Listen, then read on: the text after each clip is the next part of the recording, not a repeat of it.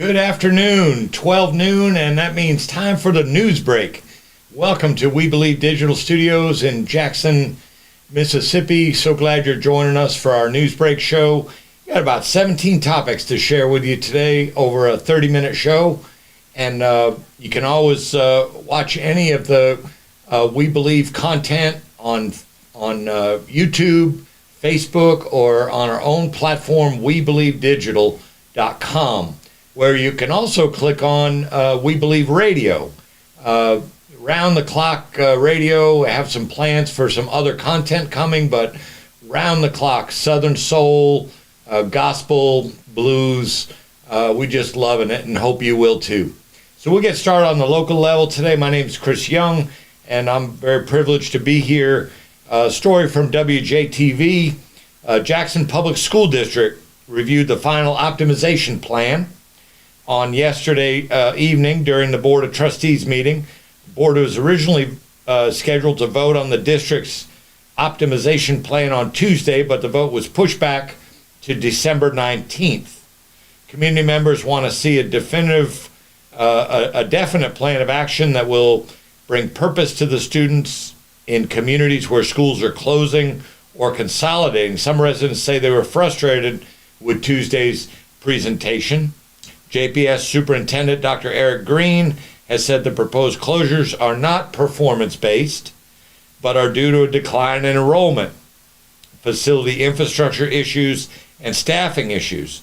Superintendent said Jackson Public Schools has lost more than 9,500 students since the 2015-2016 school year, and there are more than 400 staffing vacancies. He added that closing or consolidating those schools could save more than $17 million per year and more than $174 million in renovation costs. So 16 different schools talking about closure or consolidation, really a hot topic in the city of Jackson, so much concern. And as we'll see when we open up to the state news, there's some tie-in with people that want to move private schools forward, but of course that siphons the money off the local school district. A story from WJTV: the city of Jackson is taking steps to move forward with a garbage contract in order to prevent another garbage crisis. We've always keep you up to date on this garbage collection saga. Jackson Mayor Chokwe Antar Lumumba recently issued a request for proposals. Shortly afterwards, Richards Disposal filed a complaint against the city over the new RFP. The company wants a judge to overturn the mayor's decision to issue the RFP pending the decision of a lawsuit that Richards already has before the Hinds County Circuit Court. They refused to provide Richards a long-term contract, which would save the city millions of dollars. Instead, they wanted to bicker back and forth in court. The mayor versus the council versus the mayor. Man, oh man, oh man. And lo and behold, it was Councilman Aaron Banks, an ardent supporter of waste management, that was costing us multi-million dollars more than we needed to be paying. But he was the one at the end that relented, backed away from his 18 months of opposition, and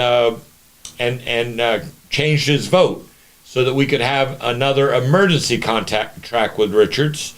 But last night, apparently, according to JTV, he said that he hopes the bullying tactics by Richards Disposal won't sway other companies from participating in the RFP process.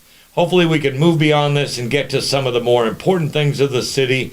It's unfortunate that we're fighting about things that weren't broke before. Well, that's an interesting retelling of history right there. Litigation between the city of Jackson and Richards Disposal is still pending. The city's emergency contract with the company expires at the end of March. The end of March. Be here before you know it.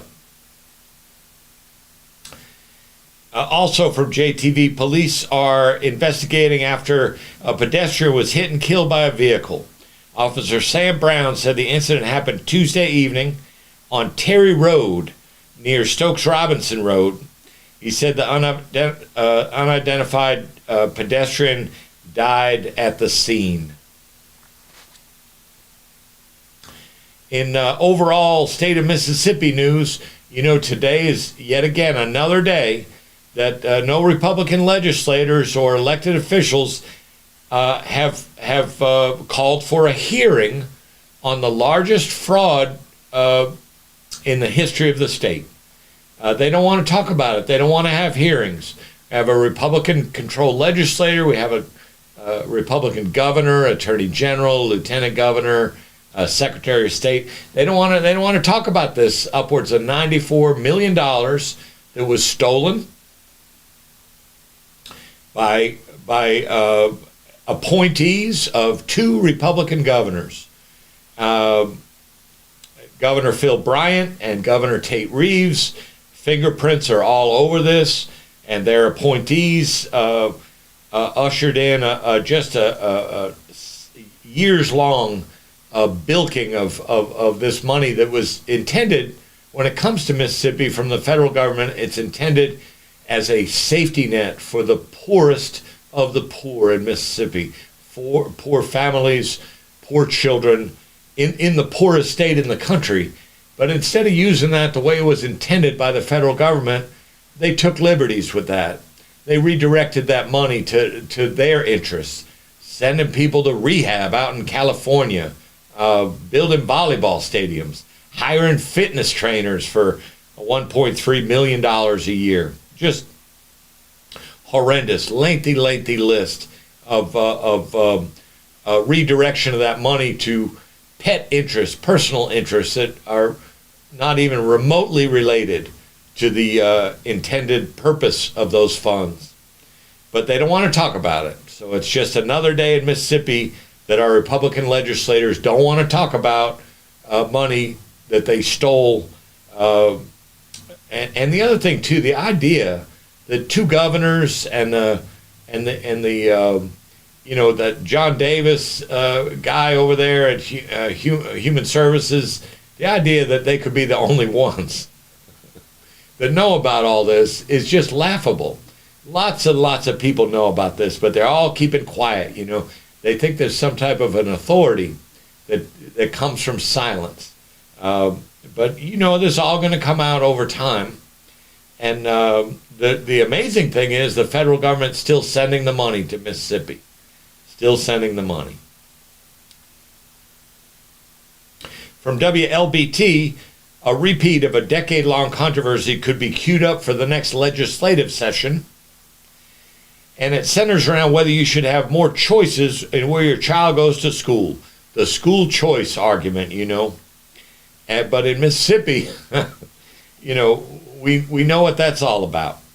On the newly elected Speaker Jason White's short list, newly selected Speaker Jason White's short list of education-related priorities, he says, I'm willing to explore and talk about parental choice when it comes to having choices for their kids at the school that they live in. Okay.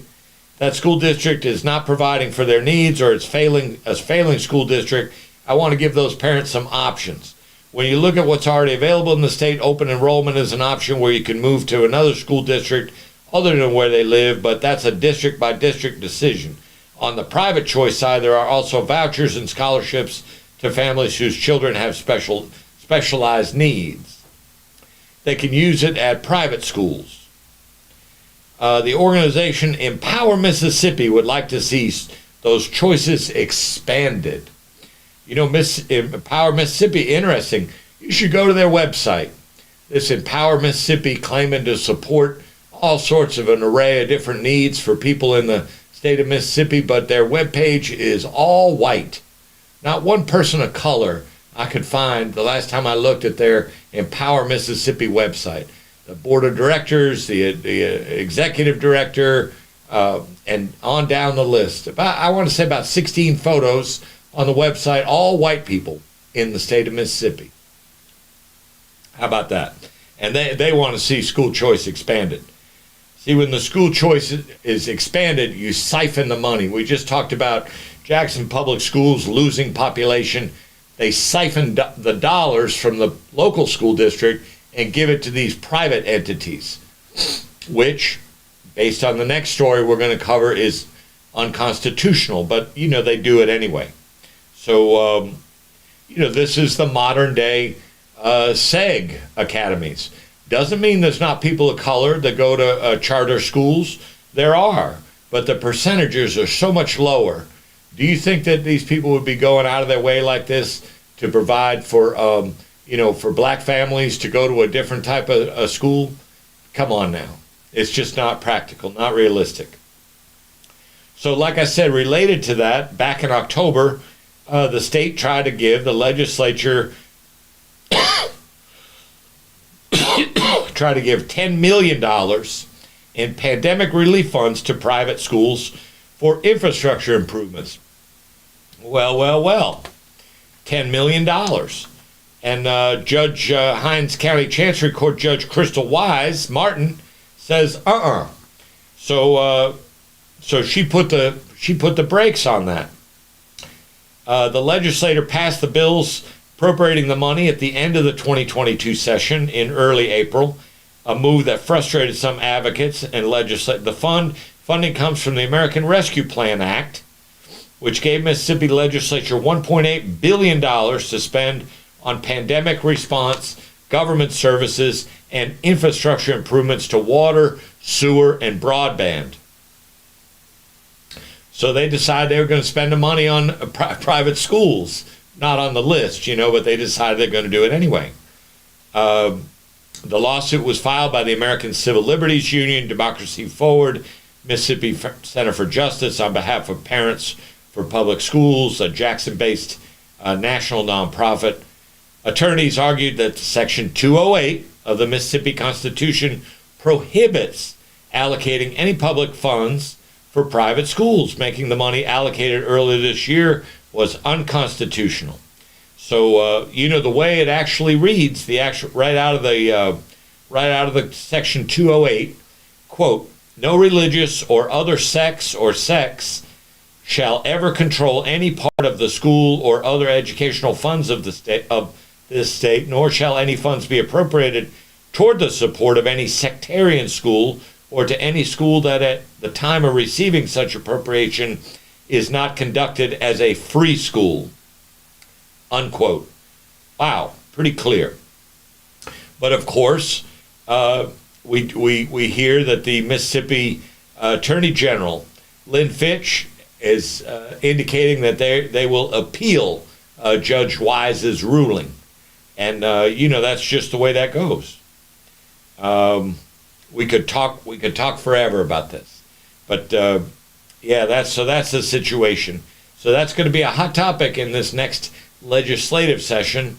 Urge you to get out those phone numbers for your legislators and the governor and the lieutenant governor and the secretary of state and the attorney general, and let's start calling these people, let them know how we feel about things. Story out of WLOX, just sad. Former, you just can't make this stuff up. A former Ocean Springs school teacher is accused of having sex with a student, was granted bond on yesterday. This is down in Jackson County courtroom. Yesterday morning, detectives detail what they know about the disturbing case. In a yellow inmate jumpsuit, James Hawkins stood before a judge for the second time since his arrest. Charge of sexual battery of a minor. The former Ocean Springs High School physics teacher was denied bond right after his arrest. During the preliminary hearing Tuesday, prosecutors tried to keep him behind bars. A Jackson County Sheriff Office investigator took the stand. Captain Kristen Johnson testified that Hawkins admitted to having sex with a 17-year-old female student at his home and in the parking lot of the Ocean Springs Walmart. Classy guy. According to the detective, Hawkins said the relationship developed after the teacher soothed the student when she was distressed at school. A predator, The victim said that it began in the springtime of 2023 before the last school year ended. According to Mr. Hawkins, he admitted they had sex approximately one time a month, including at his house and in her car.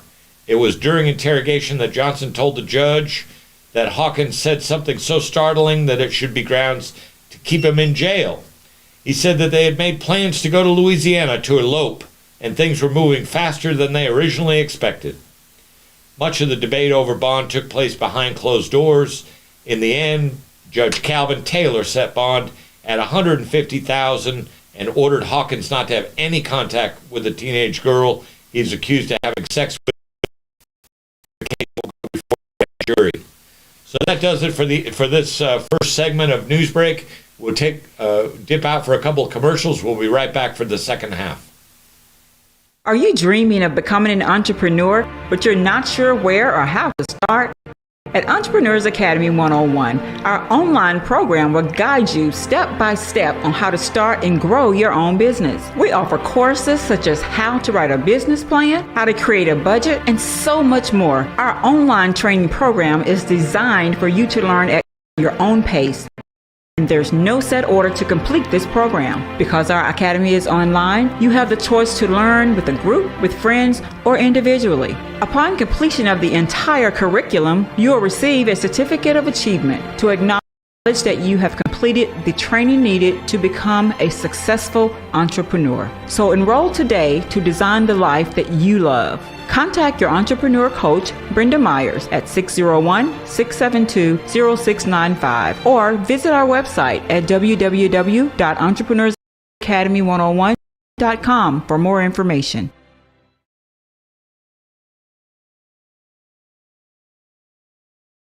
Have you had your Earthblend coffee today?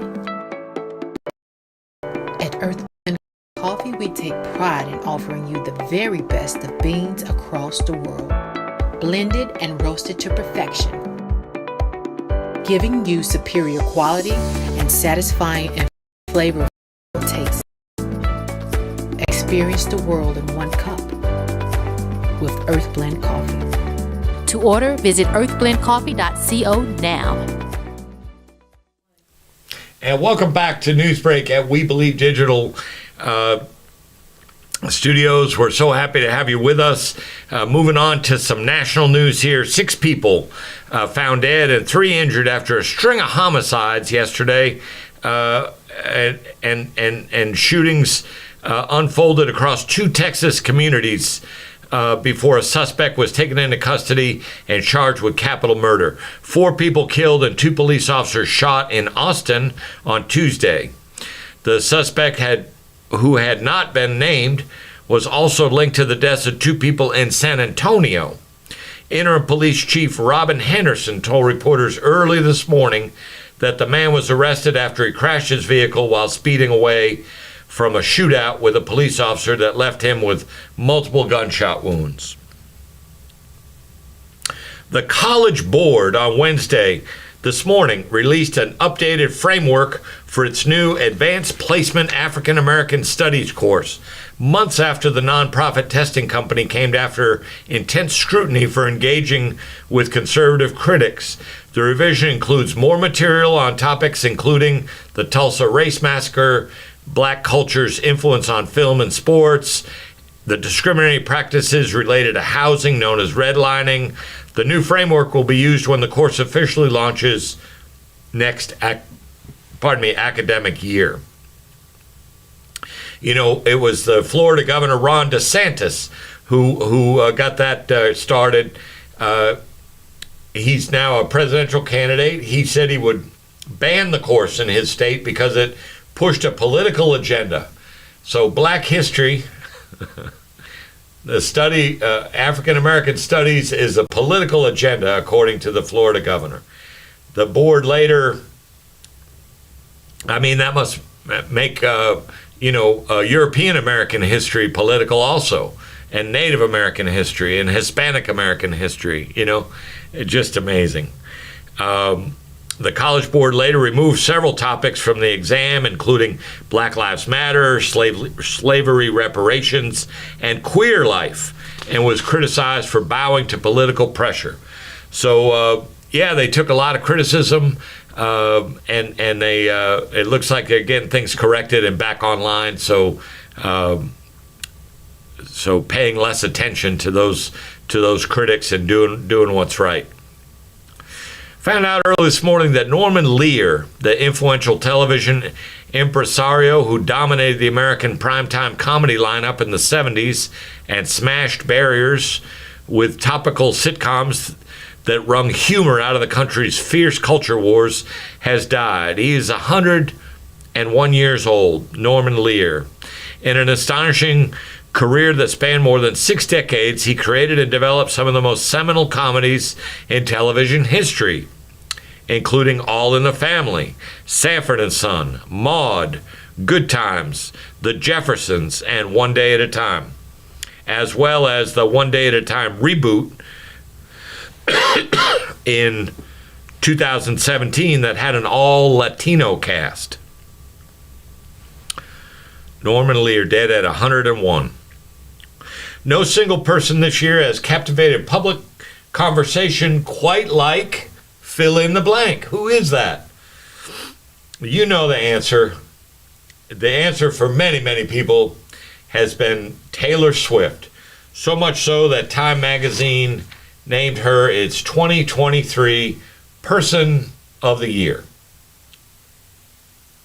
A stage of 4 candidates, the thinning ranks of former President Donald Trump's top rivals, will take the presidential primary fight to one another tonight at the University of Alabama in Tuscaloosa for the 4th Republican debate. The latest bout is set to feature Florida Governor Ron DeSantis, former South Carolina Governor Nikki Haley, businessman Vivek Ramaswamy, and former New Jersey Governor Chris Christie.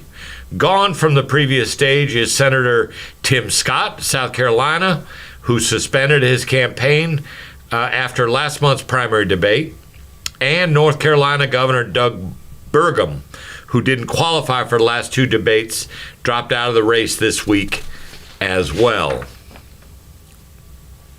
We had told you before about that Osprey aircraft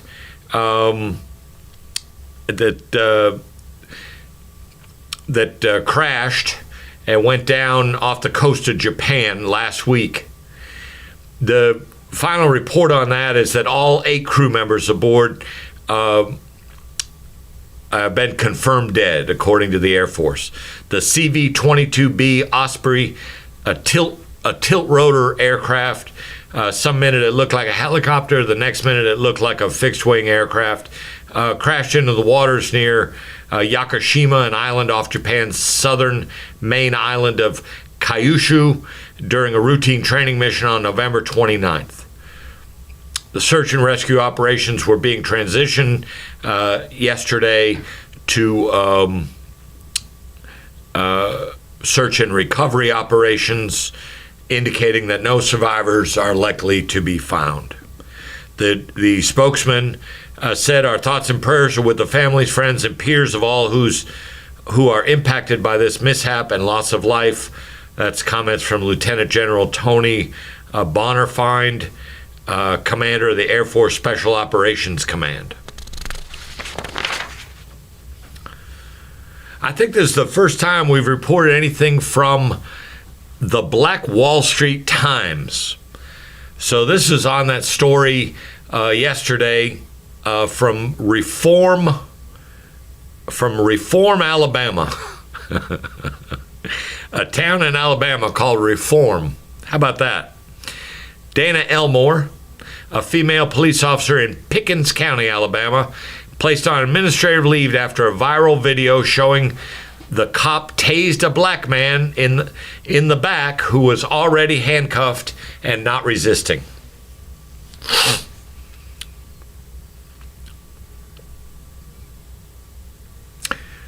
Already handcuffed and not resisting, tasing him again in the back. The video begins with the officer ordering handcuffed 24-year-old Micah Washington from nearby Tuscaloosa to the front of her patrol car. As he leans on the hood, Elmore holds her taser gun to his back, ordering him to stay still. Alabama cop says you want it again, like he was doing something wrong. You want it again. According to fatalencounters.org, never heard of them before this story, an estimated 500 people died from police use of tasers across the country between 2010 and 2021. The last story on the national news, this young man down in Texas, they say they don't like his hair. Can you believe it? A Texas high school sent a black student, he had to be black, sent a black student back to in-school suspension yesterday for refusing to change his hairstyle, renewing a months-long standoff over a dress code policy the teen's family calls discriminatory. The student, Daryl George, was suspended for 13 days because his hair is out of compliance when let down, according to the disciplinary notice issued by the Barbers Hill High School in Mont Belvieu, Texas. It was his first day back at school after spending a month at an off-site disciplinary program. He's 18 years old, already has spent more than 80% of his junior year outside of his regular classroom. They don't like his hair. He was first pulled from the classroom at the Houston area school in August after school officials said his braided locks fell below his eyebrows and earlobes and violated the district dress code. His family argues the punishment violates the Crown Act, which became law in Texas in September and is intended to prohibit race-based hair discrimination. We have a local member of the House of Representatives here in Mississippi working on getting the Crown Act here in Mississippi. The school says the Crown Act does not address hair length. You see, they're just looking for a way to discriminate. You mean to tell me there's no white people in that school that have hair that come down below their eyebrows or their earlobes? Come on now. This is just racism. It's just discrimination. So we move on to the Israel-Hamas war, and as oftentimes do, relying on NBC News in a little section of their reporting. There's so many stories out there, but this is what they say, what we know. And so that's what we want to give to you, a concise overview. Israel says its troops are operating, quote, in the heart, unquote, of southern Gaza's main city, Khan Yunis, in an intensifying assault on an area thought to house Hamas leaders, but which is also crowded with civilians, many of whom fled bombardment and battles in the north at Israel's urging. Remember, a few weeks ago, a month ago, they're telling people, go to the south. Well, now they're bombarding the south. A ground operation is fueling an increasing apocalyptic situation for Palestinians in the south, a United Nations official says. Food and water and medicine are running short. Civilians are running out of places to flee for safety. The Israeli Prime Minister, Benjamin Netanyahu, insisted that his military must retain security control over the Gaza Strip after the war, even as he faces growing pressure internationally and at home. Families of those still captive had a, quote, chaotic meeting with his war cabinet, according to a participant, as they urge him to prioritize the return of their loved ones. Both Netanyahu and President Joe Biden decried alleged sexual assaults committed by Hamas during the October 7th terror attack and urged greater global condemnation. NBC News reviewed evidence that suggests dozens of Israeli women were raped, sexually abused, or mutilated during the terror attacks. About 1.9 million people have been displaced in Gaza, where health officials say the death toll has now surpassed 16,200 after weeks of Israeli attacks. The Israeli Defense Forces estimates 1,200 people were killed in the Hamas attack on October 7th, with around 140 people still held as hostages in Gaza. In a related story, the Human Rights Watch calls out Israel's, quote, empty, unquote, evacuation orders in Gaza. Human Rights Watch spokesman today denounced the Israeli evacuation orders in southern Gaza, asking people to flee. Quote, no military force in any conflict can just make an announcement and then bomb an area with no regard for civilians there, no matter how many warnings it gives and no matter in what form those warnings are given, unquote. Human Watch Right European media and editorial director Andrew Stroheim said Israeli forces say they are dropping leaflets from the sky, making phone calls, giving warnings via social media for people in South Gaza to evacuate.